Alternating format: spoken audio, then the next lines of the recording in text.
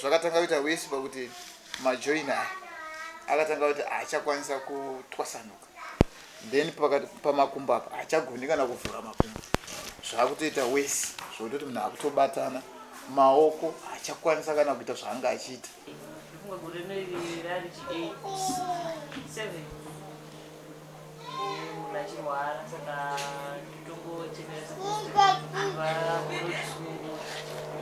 Donzi Kundai Zavare, ndogara kumvuri kuRuoka village under Chief Makope. Dambudziko rangu ndorwara nemakumbo majoints, but matangira zvakaita zvakangotanga 2018 ndiri kuBulawayo, but pazvakangotanga ndaingoti mafanizi because ndangotanga nokuvaviwa nichibuda mapundu muviri wese, saka mapundu aivava zvisingaite nichikwenya. Saka pakatanga kupera kuvaviwa kuti mapundu toto makumbo akabva atanga kuzvimba, achizvimba chibva ndamboti ngatimbomhanya kuMpilo hospital. Chibva taenda kuMpilo hospital 2018 ndo madoctors anga ari pastrike, hatinakwanisa kubatsirwa, tazomboenda paprivate yachanga iri panext. Chibva ndambotorwawo matest, ndofunga mukoma wangu inini vakataura kuti mufana uyu anogara ega, madii mambomusikana mambonyatsoona chii chiri kuitika, because hapana mazuva musikanzwa kana mukatombomubvisa hembe dzese. Ndofunga dhokta akatoti kuti ko asi ane musikanzwa, tikanzi handisi kuti ane musikanzwa, muite se chimbomutrai kungomuonawo. Ndofunga dhokta vakatora matest ese vakatora ngoti matest ake ese ndikuona ari right, saka hamina zvinhu zviri ngoita se zviri ngoitikawo. Chibva ndangopiwa tumwe tumapirisi ndakapiwa twekuningira kuvava nekuderedza mapundu.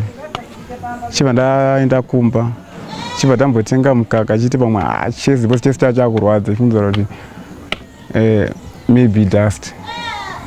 Saka takashandisa mukaka waimva zvamboita zvinoita nani pijana, zviya zvatanga kukwidza makumbo akabva atanga kuti kuzvimba, musoro wakatomboita maronda. Chibva ndamboenda paMakandeni clinic, chibva tambotraya kuningira, asi hapana chakafamba. Zvosvika tazodzoka futi kuHarare, ndadzoka kuHarare kudaro tikambombinge chimbomhanya hedu, vatazviti handi sefamily takazvoronga kuti tiende kuKaranda Mission Hospital. Chibva taenda kuKaranda, chibva tambotraya because pandakazvinda kuKaranda ndakutungwa pasaidi panapa nichibayiwa, ndasingagoni kuona kurara, nichingoti nichitange kugomera nichibayiwa. Tichienda kuKaranda ndofunga vakabva vati anenge ane autoimmune, vachibva vanzi dzokerai kuPare munoitwa matest, na kuPare munoona specialist kuti munoteswa kuti hauna autoimmune. Tichienda kuPare vatanoitwa matest, vatadzokera futi kuKaranda nematest aya. Ndofunga dhokta weKaranda akazongonditiwo ndiri kuona ndaikunzwa kuti pamwe autoimmune, but zviri kuitika pauri Kundai zvinenge zviri spiritual, madii mamboita se mambofamba. Chibva tati alright, chibva tazotanga kumbofamba. Pane kwataimboenda kune mwainzi Machingura so achimbotibatsira, saka ndopakazviti ndiri kuonayo unenge une ronda paliver, ndinoda kuitira muteuro. Kana ndakuitira muteuro woenda kuhospital, chirwere chinosvikubaka. Zvisho vakandiitira muteuro Machingura iyo kumapuranga kusaidi kuNdarashanga. Chibva taenda kuMvuru, paMvuru ndopakatanga kubatwa ndiliver ine ronda. Chibva tazobuditswa futi zvakunzi aiwa Mvuru madii mamisa uchi kuKaranda.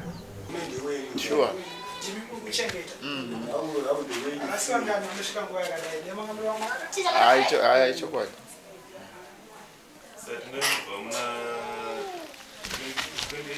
2018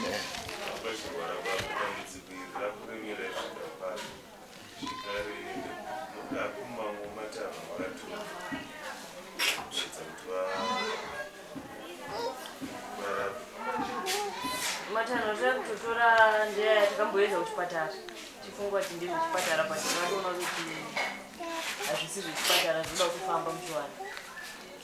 Saka tiri kuedza kufamba zvokuti iye muridzi andingosvika pakutondodza hopu kuti ndatongova mararamiro angu yayo, but techingoshandisana kuti aiwa zvinoita. Saka tazosvikawo kuna sekuru tipoti nhasi. aiwa toimba kuti vachakubatsira zvichaita nokuti urwere hwane makore akati wandei ndifunga gore rinoiri rari chi87 munhu achirwara saka totongochemeresa vamunhu adzokere pakufamba gunoriritira umuri yake matangira zvakaita tiri 2018 ndo kumashure vanzi taimbobata timbobatsirana tombomhanya saka vanhu vakatanga kuti kudzoka 1-1 vachibuda mwachiti wonda kundikana mwachita kuti svika takazosara kunge tatega baba vanga varipo tichimbomhanya timboenda nana Karanda tichimbodini kuzosvikawo pakuzoti dokta chaiwo Karanda akasvika pakuti aiwa madii mambofamba nokuti zvinoda chivanhu saka mukufamba ikoko vakamboita ngeseiwo varamo baba kuti zvitadzawo izvi mitai kana mchinge maona ita se anenge achizvipedza achingovaviwa iri rashi then ainge ari kuBulawayo ndobva azonotorwa Bulawayo ndobva tazodedzwa inini nababa ndobva taenda kunomuona zveshuwo takatomuona achizofambira asi waitongoona wega kuti shuwa munhu ari kufunuka azvizvo zvokuti akakwenya wafunuka akakwenya wafunuka saka takamboenda kuzvipatara zvakasiyana siyana mabiggest hospital chaiyo munomu but chavakanga vamwe madhokuta vaiti inonzi autoimmune ndo vaiti ndo iri kukangasa majoints but tichifamba nekunzwa nematauriro anenge achiitwa mukutsvaga bosi vanhu nemuchitsvaga kuti munhu aizvifambira ozongotanga ngoti haachakwanisa nokuti zvakatanga kuita wesi pakuti majoin aya akatanga kuti haachakwanisa kutwasanuka then pamakumbo apa haachagoni kana kuvhura makumbo zvaakutoita wesi zvokutoti munhu akutobatana maoko haachakwanisa kana kuita zvaanga achiita saka takazoona kuti zvinhu zvatowesi saka nekufamba nokubatsirwa waiti ukabatsirwa zvinoita kakutsikira saka zvinhu zvakamboitika pamusha pedu kuti pane zvakatomboitikawo tatsvaga mubatsiri akasvika akabvisawo zvaakabvisa zvokuti ukangoona wega kuti hazvishuwa nemaitiro aitika izvi zvine kachivanhu mukati hazvisi normal saka pakaibviswawo zvakabviswa nemubatsiri takaonawo kakuchenji kake bcause aimboita dambudziko rokuti munoziva kuti munhu akarara anenge achitungwa saka kutungwa kwakamirawo zveshuwa kuona kuti aiwa mukubatsirwa kutungwa hakusina kutungwa then tikadzokera kuchipatara kana tichidzokera kuchipatara tichinoona liver yake ichinzi ine kachivanga kaikonzereswa nekutungwa kwekwe then ndobva karapwa nemapiritsi saka takazoona zveshuwa kuti ichi chivanhu ichi zvinova nhasi from 2018 kusvika pazoya security port saka tinozoona nenhau yekuti mumusha medu taiti tikada kuti tifambe paitanga paita noise saka unoona kuti uyu anenge achiti hazviite uyu achite kakudhonzerana zvinova zvakatoita kuti vamwe vakatoramwa musha kana kugara kuri kuita baba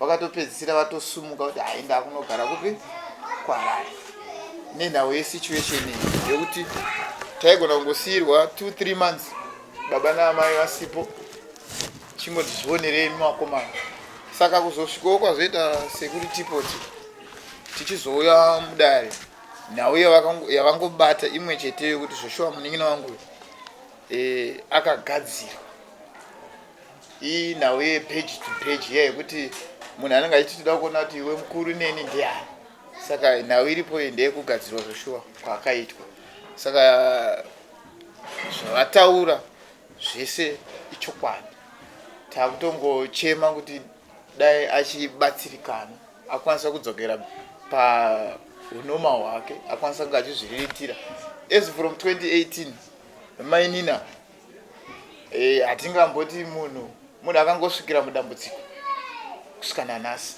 hatingori dambudziko first born yake yakatoshaya futi yakangoti zvisina tsarukano zvokuti haunyatsozvinzwisise kuti zvii zviri kuitika saka zvataura nasecurity port ichokwadi mukomana weshuwa idambudziko saka vari kuti vane kugadzirwa kwaakaita saka panoda mishonga yavachada kuti vamupe saka ndo pataa kungotarisira kuti ndo itori last hope yedu icho ndo chokwadi nokuti takafamba kune vamwe vaiti vanozvigona asi takaenda asi hapana chakabuda.